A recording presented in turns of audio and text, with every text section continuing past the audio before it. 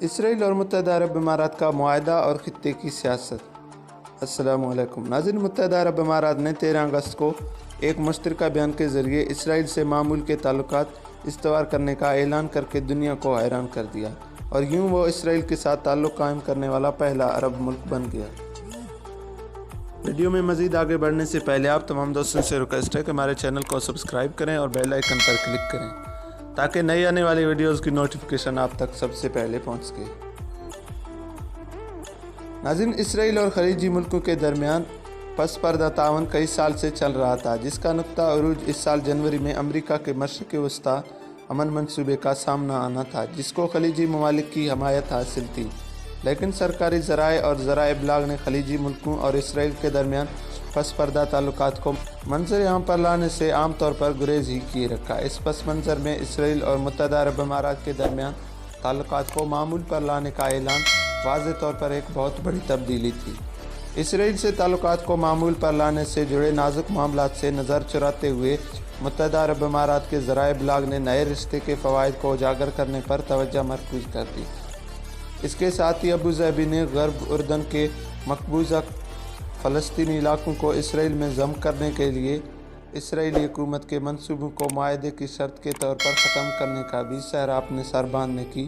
کوشش کی۔ متحدہ عرب امارات نے یہ بیانیہ اختیار کیا کہ وہ مقبوضہ فلسطینی علاقوں کو اسرائیل میں ضم کرنے کے منصوبہ کو ختم کرنے کی شرط پر اسرائیل سے تعلقات قائم کرنے پر راضی ہوا ہے۔ اگر اس دعویٰ کو تسلیم کر لیا جائے تو متحدہ عرب امارات نے خطے کے معاملات پر اثر انداز ہونے اور انہیں سلجھانے والے ملک کی حیثیت حاصل کر لی ہے، اور اس ضمن میں اس نے سعودی عرب جیسے عرب دنیا کے روایتی طور پر بااثر ممالک کو پیچھے چھوڑ دیا ہے۔ لیکن مقبوضہ علاقوں کو اسرائیل میں ضم کرنے کے معاملے پر ابہام کی وجہ سے ایک متبادل بیانیہ بھی پایا جاتا ہے، اور جس میں متحدہ عرب امارات کی حیثیت پر سوال اٹھائے جا رہے ہیں کہ کیا اس کی اتنی بساط ہے کہ وہ اسرائیل کو ان علاقوں میں اسرائیل میں شامل کرنے سے روک سکے۔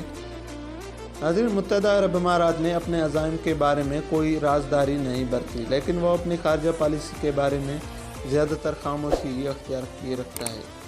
اور اس نے خطے میں اپنے حلیفوں کی ہمیشہ پس پردہ مدد کرنے کو ترجیح دی ہے۔ باوجود اس کے متحدہ عرب امارات نے خطے کے تنازعات میں دیگر خلیجی ریاست کے مقابلے میں بہت سرگرم کردار ادا کیا ہے، جن میں یمن، لیبیا اور کسی حد تک مصر کی اندرونی سیاست بھی شامل ہے، اور اس کے مفادات کرنے افریقہ تک پھیلے ہوئے ہیں۔ ان تمام تنازعات میں اس کی مداخلت کے کچھ وجوہات ہیں، جن میں ایران اور ترکی کے بڑھتے ہوئے اثر و رسوخ کو کم کرنا اور اسلام کی سیاسی تحریکوں کو اپنے سرحدوں سے دور رکھنا ہے۔ بادشاہت کی وجہ سے اس سارے کھیل میں اس کے اور سعودی عرب کے شاہی خاندان کے مفادات یکجا ہو جاتے ہیں۔ متحدہ عرب امارات نے اپنے حلیف سعودی عرب اور دوسرے خلیجی ملکوں کے مقابلے میں بہت جارحانہ رویہ اختیار کیے رکھا ہے۔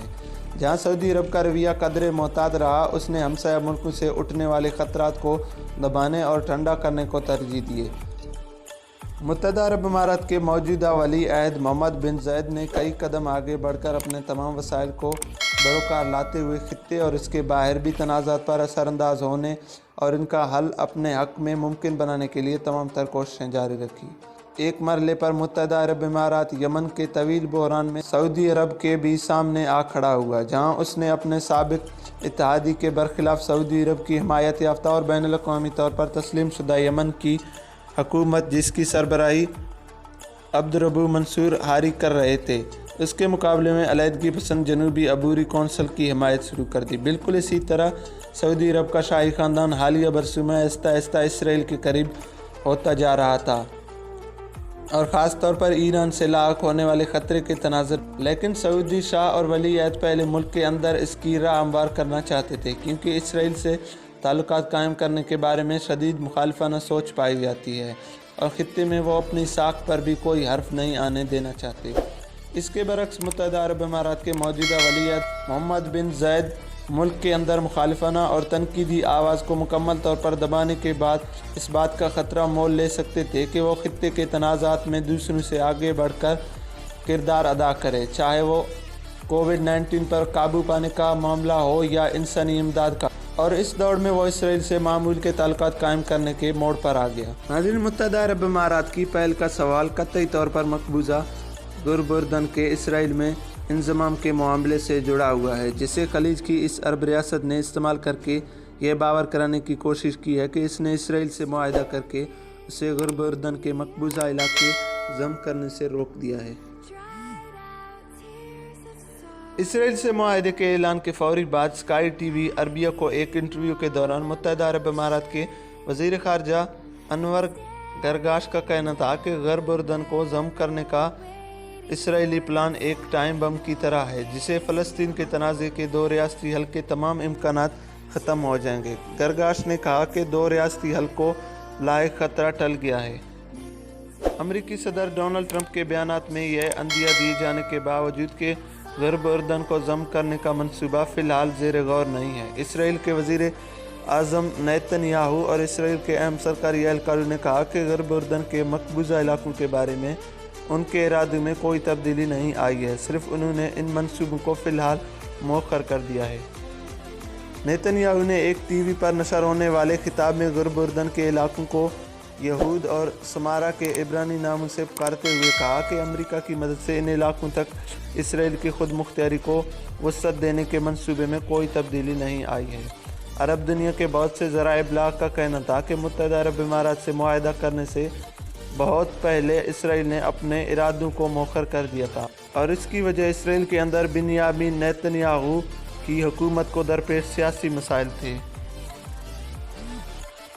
جو ان منصوبوں کو مؤخر کیے جانے کی اصل وجہ بنے۔ اسرائیل کے ذرائع ابلاغ نے بھی یہ بات کہنے میں دیر نہیں لگائی کہ اس معاہدے نے امن کے بدلے زمین کی روایت کو توڑ دیا ہے، اور اس معاہدے نے امن کے بدلے امن کی مثال قائم کی ہے۔ فلسطینی اتھارٹی نے اس معاہدے کو دھوکہ قرار دیا اور کہا کہ یہ بیت المقدس اور اسرائیل کا دارالحکومت تسلیم کرنے کے مترادف ہے۔ فلسطینیوں کی شمولیت یا ان کو اعتماد میں لیے بغیر کیے گئے اس معاہدے سے ظاہر ہوتا ہے کہ متحدہ عرب امارات کی اسرائیل فلسطین تنازع کے حل میں یا زمینی حقیقتوں میں کوئی حیثیت نہیں ہے۔ دوسری طرف یہ اس بات کا اشارہ بھی دیتا ہے کہ خلیجی ملکوں میں یہ رجحان پیدا ہو رہا ہے کہ وہ اپنے روایتی پالیسیوں کو تبدیل کریں، جس کے بارے میں کچھ کا کہنا ہے کہ ایک ریاستی حل کی حقیقت کو مقدر میں لکھ کے طور پر تسلیم کر لیں۔ تمام باتوں کے باوجود متحدہ عرب امارات کی طرف سے اسرائیل سے تعلقات قائم کرنے کی پیش رفت نے خطے میں طاقت کے توازن کو ہمیشہ کے لیے بدل دیا ہے۔ غالباً فلسطینیوں کی قیمت پر ابوظہبی نے خطے میں اسرائیل کا نیا اتحادی بن کر امریکہ سے بھی اپنے تعلقات کو مزید مستحکم کر لیا ہے۔ اندرونی اور خارجہ امور میں اپنی جارحانہ اور حقیقت پسندانہ سوچ کا فائدہ اٹھاتے ہوئے اس نے علاقائی سیاست کو نئی شکل دینے میں کلیدی کردار ادا کیا،